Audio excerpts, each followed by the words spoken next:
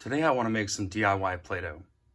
I encourage Play-Doh use because it's a fun medium for kids to play with, and I can easily change the focus of the activity to target a different goal without leaving the tabletop area. I made a premix of the dry ingredients, which are 1 cup of flour and 1/2 cup of salt. And now I'm going to mix in 1/2 cup of water. I really like to have my clients mix up the mix here because it affords them an opportunity to experience different mediums and textures. So they're being able to get some of the dry flour, and then they'll experience the dough kind of as it gets a little bit of water, and then you mix it around, and you really get a different sensory experience there. After we mix it all up, I'll have my client add some food coloring. I like to have my client put the drops in because it helps develop pinch strength, either a pincer grasp, a lateral pinch, or a 3-jaw chuck.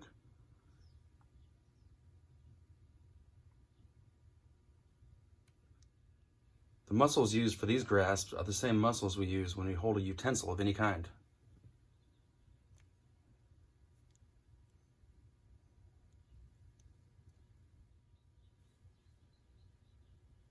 Now we'll mix it all up. Having my client mix the dough is another great way to provide some deep proprioceptive input, which can actually be quite calming.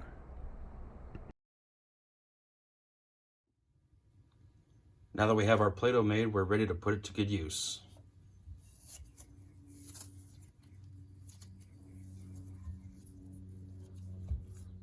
I like to put down a piece of cardboard to keep the table clean and so I can draw shapes or write letters for my client to recreate with Play-Doh.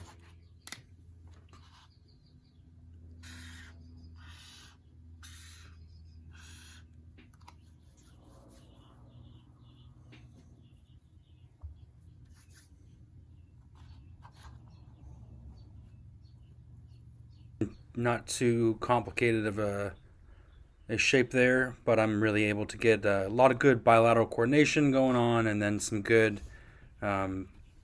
pincer grasp and good thumb opposition to my index finger. We can kind of bump up the challenge a little bit for the visual perception by adding a little bit more complexity to the design that we're going to copy. So for that, we like to do letters or numbers. Sometimes we'll draw out little 6-piece designs on the cardboard and have them match that.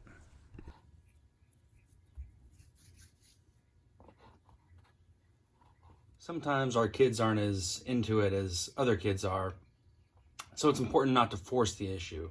What we really want to do is just encourage play. So any way you slice it, you really get a lot of good motor skills out of this. If your kid's a little sensitive, you definitely don't want to force the issue. Maybe just demonstrate kind of a little bit of how to play with it or how to have fun, maybe laugh a little bit, or maybe just brush a little bit on your kid, just a little bit at a time, followed by maybe with a little pressure to counteract some of the sensitivities there. But really, we're just encouraging play and some sensory exploration. And if we can get some fine motor skills out of it, that's really great. And then we can advance all the way up with some of our visual perception skills, recreating shapes or recreating letters, that sort of thing. Any way you do it is a good way to do it. We can develop our fine motor skills a little bit further by introducing some tools. So if we get bored with our shapes and letters, we kind of just have our client smush out the Play-Doh again. Maybe we use a rolling pin, make it a little bit smoother. Again, we're working on some fine motor skills here, good dexterity as we roll this out. Maybe we're not as advanced with our fine motor skills, so we're still going to get some good gross motor skills, some good bilateral coordination maybe out of this. Those are the things that I'm looking to develop as we're just kind of smushing around and playing with the Play-Doh here. I can easily bring the bowl back and switch back into the bowl to keep things contained there within the area. Again, I am using just whatever I have around the clinic to change the game up a little bit. Maybe I'll stick a couple beads in there. and we can just work on kind of digging them out if we're, you know, just introducing the game, or if it's a little bit more complex task we want to initiate, we can go with, you know, color discrimination. I'm really just trying to keep this as motivating as possible for the kids. So using whatever my client wants to use is kind of the direction that I'll go. Maybe it's a cookie cutter. We can smush some Play-Doh in there. Maybe it's the Play-Doh scissors, or some other cool little shape stamps. Whatever direction we take it, we're going to be good.